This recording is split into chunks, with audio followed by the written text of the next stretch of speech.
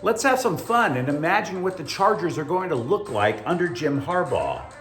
Another name gets added to the board of idiot scribe Laker trade rumors, and LAFC keeps shedding players, but not a peep about adding them. Good morning. I'm James. This is your daily dose of sports and snark for the greatest sports city in the world, Los Angeles. This is the faithful Angelenos morning report. So it is January 25th, 2024. By this time tomorrow, I will be stuck in misery. My bad, Missouri. But for now, we get to talk about LA sports. And if you like being in the know about LA, clickety-clack the like button. Clickety-clack the subscribe button. There's a notification bell. Hit that. It'll let you know we drop new content. Sharing is caring. Let people know we exist. By all means, comment. Love looking forward to hearing from you. Try to answer back with all of you. Now, before we go through the news notes, a look at the scoreboard. Buffalo 5, Kings 3. I could talk stats. I like to. But the upshot is this. The Kings led 3-1 and then allowed 4 unanswered goals. Right? They have lost 12 of their last 14 games. They are under 500 at home. And the season is over halfway done. And it is time to believe or to buy into the fire coach Todd McClellan talk. Because with that roster, with that level of talent, it's absolutely inexcusable. Meanwhile, today the Chicago Bulls are at the Lakers at 7:30 tonight. But what do you say we imagine for a moment? You know, just let all of those little birds that are flying about our heads about how the Chargers are now relevant. Let's all the little bells and whistles bell and whistle away.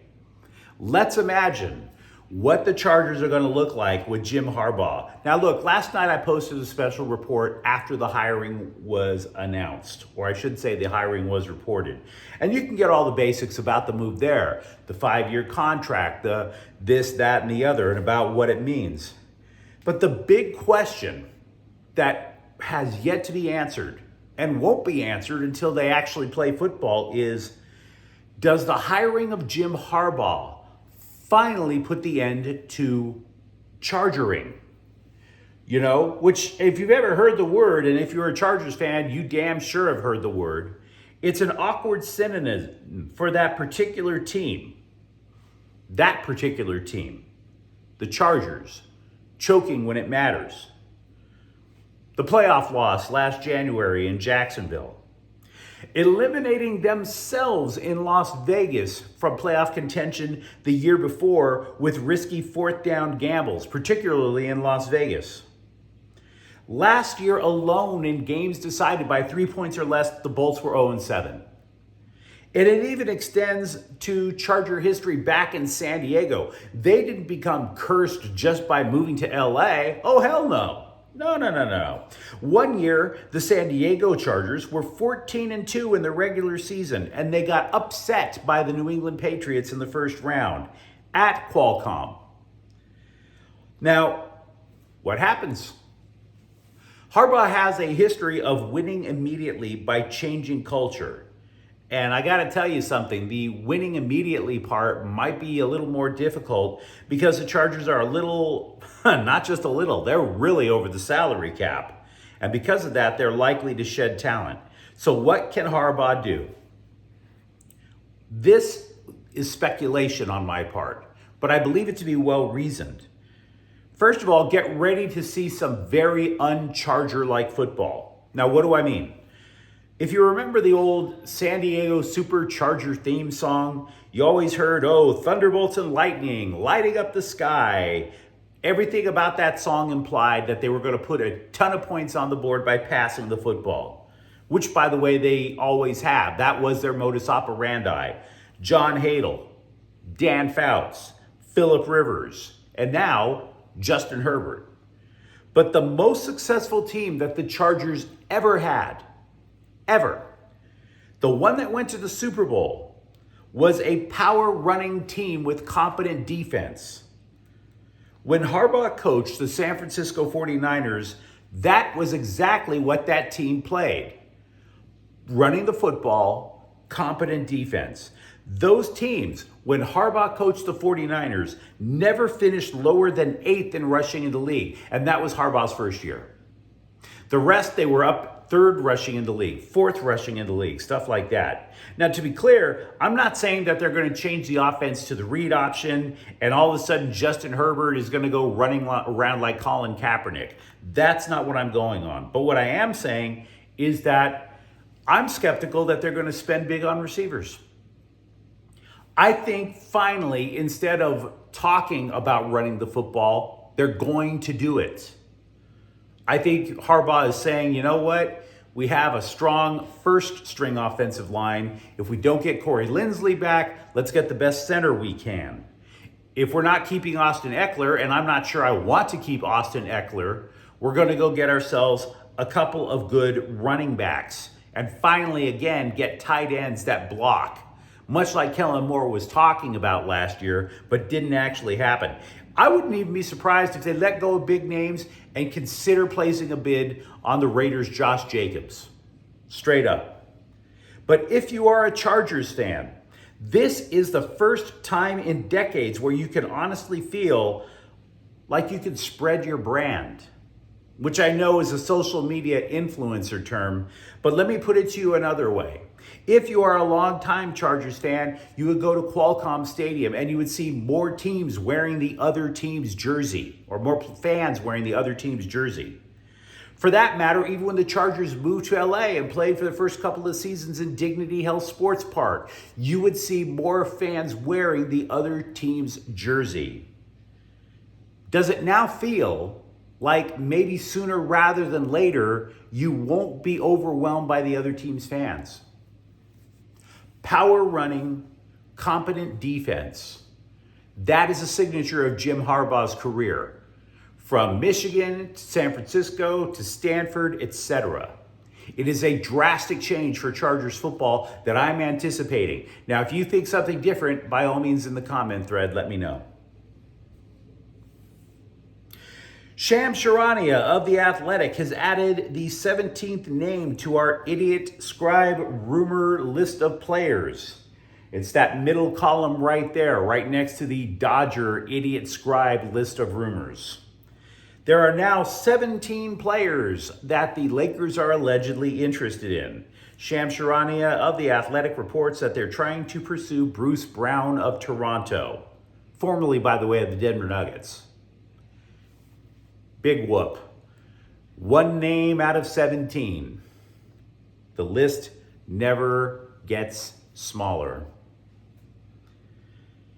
Anybody else wondering what the hell is going on at LAFC? Now, they did promote a player to the big club yesterday, defenseman Lorenzo Deavalle from MLS Next Pro League.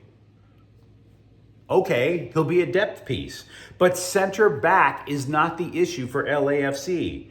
The issue is everywhere but center back and goalie.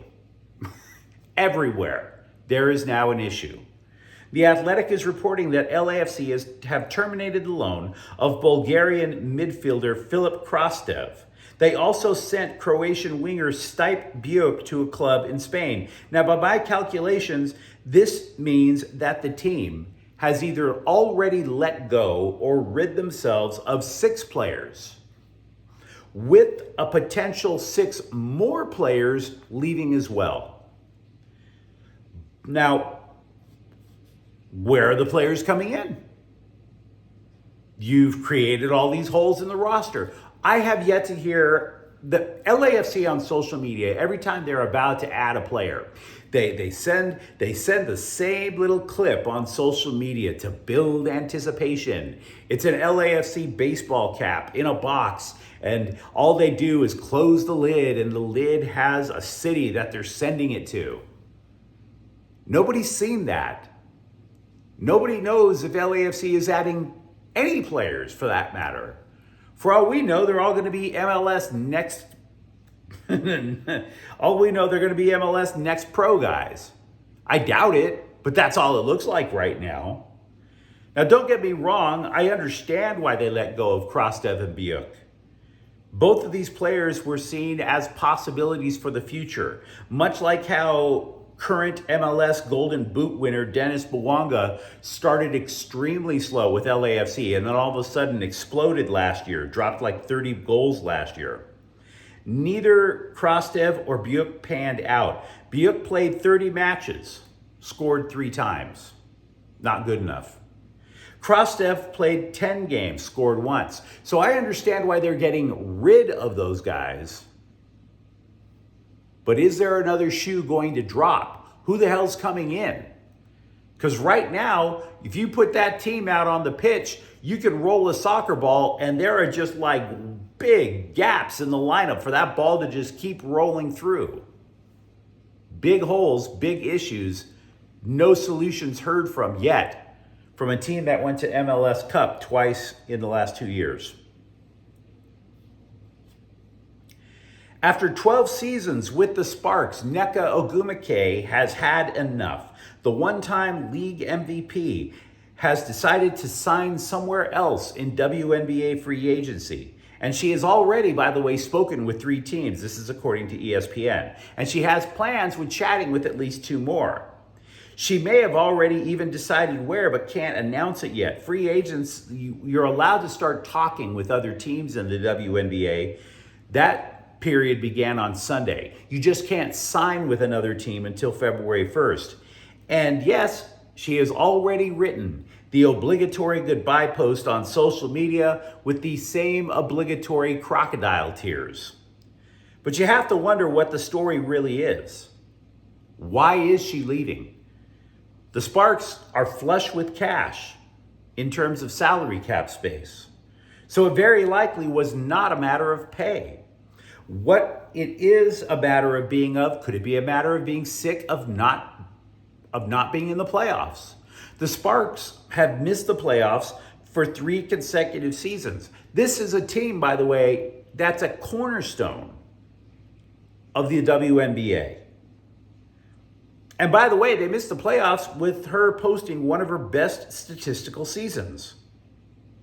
And what does it say for the franchise itself, by the way? This is a bad loss for LA. They've lost not only Ogwumike, but a couple of years ago, they lost the league's best player of all time, arguably, in Candace Parker.